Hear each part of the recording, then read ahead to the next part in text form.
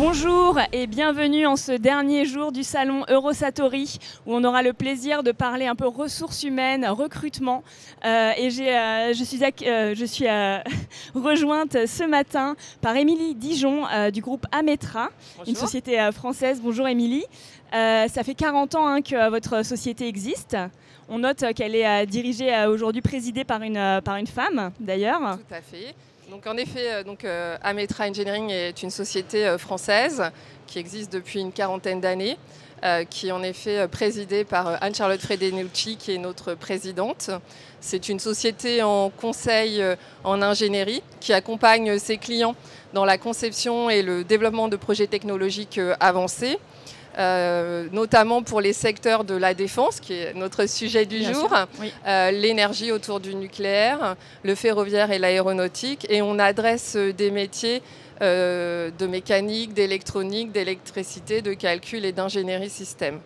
Alors, vous venez d'annoncer un plan de croissance assez important, parce qu'à 3 ans, vous avez annoncé à vouloir doubler vos effectifs, c'est ça Tout à fait. Notre directeur général, Stéphane Bollon, vient de diffuser un communiqué de presse dévoilant notre plan de croissance qui se nomme Ignition.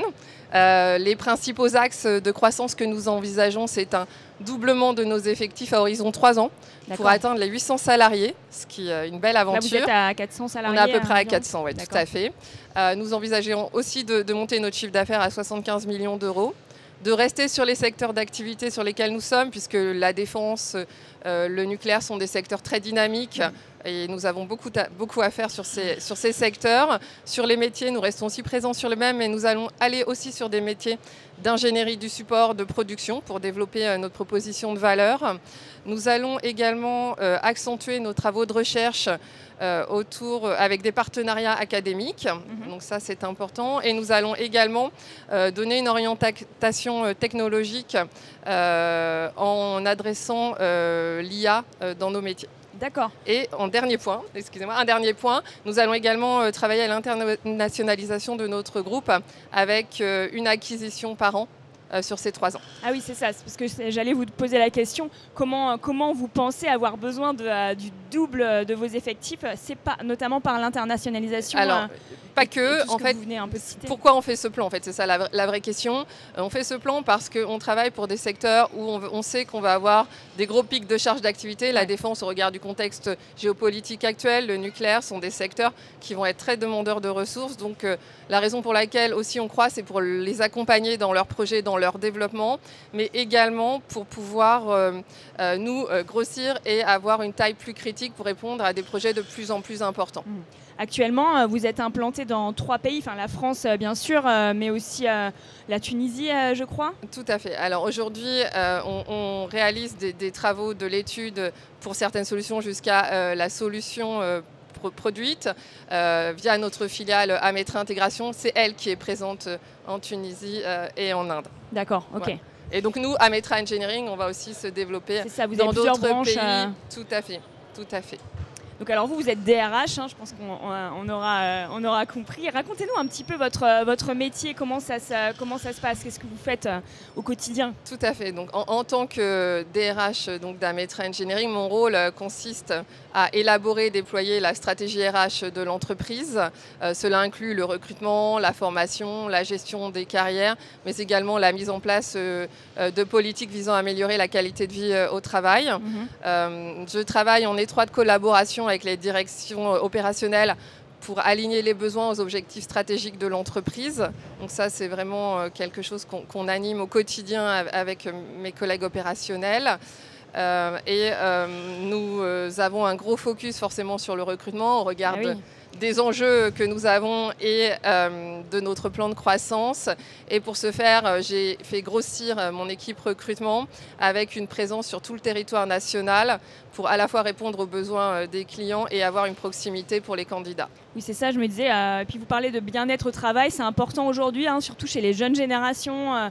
L'équilibre, vie professionnelle, vie personnelle, c'est des choses qu'on entend beaucoup chez les jeunes. J'imagine que comment vous pensez sur quel levier vous pensez appuyer pour attirer autant de personnes que le demande votre plan de croissance? Tout à fait. Donc nous avons des environnements de travail très collaboratifs.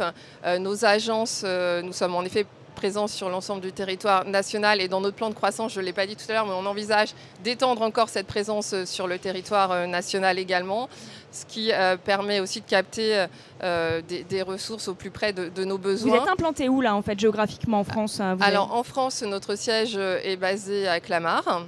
Nous avons aussi une entité à Asnières et à Auplessis-Pâté. Nous avons ensuite des implantations dans le sud-ouest à Bordeaux et Toulouse et dans le sud-est à Aix-en-Provence, Lyon, Laudun près d'Avignon et Roanne. D'accord. Voilà. Et donc nous venons d'ouvrir, j'allais l'oublier, un bureau à Cherbourg pour être au plus proche de nos clients, voilà, plutôt nucléaire. Ok. Et aéronautique, ouais. Oui, donc je vous demandais comment, sur quel levier vous appuyez pour attirer la jeune génération en particulier. Tout à fait. Donc aujourd'hui, on est très attaché à l'environnement de travail de nos collaborateurs. Nous avons des sites qui sont très agréables et on encourage aussi les salariés à réfléchir à l'aménagement. Nous avons eu l'occasion de le faire sur Bordeaux où il y a eu un réaménagement et j'ai vu les résultats avant, après et c'est vraiment très intéressant ce qu'ils ont pu faire. On est très attaché à l'équilibre vie pro, vie personnelle et nos managers qui sont des managers de proximité sont très à l'écoute des salariés et les accompagnent dans le quotidien. Nous avons aussi une fibre RSE forte qui est aussi portée par notre présidente où nous avons signé plusieurs chartes pour la mixité, pour l'environnement, notamment pour l'ingénierie. Et nous encourageons aussi nos salariés à avoir des actions pour la communauté, notamment par des activités de sponsoring que nous finançons. Donc les collaborateurs viennent avec des projets, qu'ils soient associatifs, sportifs, culturels, et nous les finançons pour ceux qui sont retenus. Et nous avons également un partenariat avec Article 1, qui est une association d'égalité des chances, qui accompagne les jeunes issus de milieux populaires dans leur éducation, leur insertion professionnelle et leur orientation. D'accord. Et vous me parliez tout à l'heure d'un partenariat académique? Tout à fait. Nous avons développé, donc là, associé à la défense, un partenariat académique avec l'ECE, qui est une école d'ingénieurs. Donc nous allons être partenaires de leur majeure défense qu'ils vont ouvrir. Donc ça, c'est un point important. Et puis nous sommes aussi partenaires. Donc Stéphane Bollon était au lancement de l'Intelligence Lab de l'ECE, dont la thématique est l'IA générative au service des métiers de l'ingénieur. Donc on est en plein dans ce sujet. Et alors justement, vous qui êtes, j'imagine qu'il y avait un peu d'expérience quand même dans le recrutement, est-ce que vous pouvez nous expliquer un petit peu quelles sont les tendances, peut-être plus générales, les évolutions du marché du travail en ce moment et comment elles vous impactent vous au quotidien dans vos recrutements et en particulier dans le secteur de la défense? Alors, en particulier donc, pour le secteur de la défense, c'est un secteur très exigeant, très pointu, qui nécessite des compétences techniques solides. Pour Ametra, ce que nous faisons, c'est que nous avons déjà étoffé notre équipe recrutement avec plusieurs compétences qui nous permettent d'adresser cela. Après, c'est un marché très pénurique, donc on a des vrais sujets. Le marché du recrutement a également évolué avec la digitalisation, ce qui nous oblige aussi, nous, à repenser nos outils pour nous adapter à ces évolutions.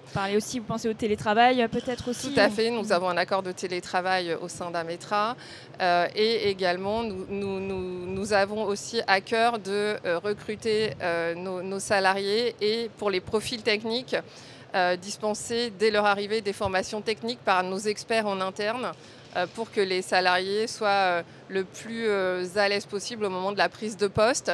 Donc, nous avons un processus de onboarding sur lequel nous sommes très attachés où pendant les 6 premiers de onboarding ou sur les 6 premiers mois de votre vie au sein d'Ametra, vous bénéficiez d'un accompagnement spécifique, quel que soit le métier. Et ensuite, vous avez des RH opérationnels de proximité qui vous suivent tout au long de votre carrière au sein de l'entreprise. D'accord. Est-ce que vous auriez des conseils à donner à des jeunes qui voudraient peut-être rejoindre le monde de la défense? Est-ce que, par où commencer? Quels sont des tips un peu à savoir? Alors, je les encourage donc à être passionnés et curieux, puisque c'est vraiment la défense, un univers exigeant mais passionnant avec des projets très intéressants, innovants et qui rendent fiers. J'ai un petit exemple à vous donner. J'ai une équipe qui a eu l'occasion de travailler sur un véhicule militaire qui a défilé au 14 juillet. Quand ils ont vu concrètement le résultat de leur travail, ils ont été extrêmement fiers de voir l'impact. Et puis au regard du contexte géopolitique actuel, travailler sur des sujets de défense nous permet d'avoir un réel impact sociétal extrêmement important à nos yeux. Vous pensez qu'il faut que travailler dans la défense, c'est une vocation en soi ? Alors, je ne sais pas si j'irai jusqu'à vocation, mais en tout cas, c'est un secteur intéressant qui mérite d'être adressé. J'invite également les femmes à s'intéresser à ce sujet. Pour avoir une présidente femme au sein d'Ametra, c'est un univers passionnant. Et assez masculin encore quand même. Et même. assez masculin, et j'avais l'occasion d'en parler avec elle. Et je pense que c'est très, très intéressant aussi de nous rejoindre, et d'autant plus rejoindre Ametra à l'heure où on est en train d'écrire une nouvelle page de notre histoire avec ce plan de croissance à 3 ans. C'est un secteur qui demande encore à être plus attractif. Vous pensez qu'il faut repenser des choses dans ce domaine-là ? Alors en termes d'attractivité, je pense qu'on améliore aussi la communication autour de ces sujets-là via les réseaux pour lesquels les jeunes sont intéressés. Donc ça, je pense que c'est un vrai sujet de développement. C'est un vecteur pour aussi peut-être décristalliser le sujet de la défense, qui est peut-être un sujet très confidentiel.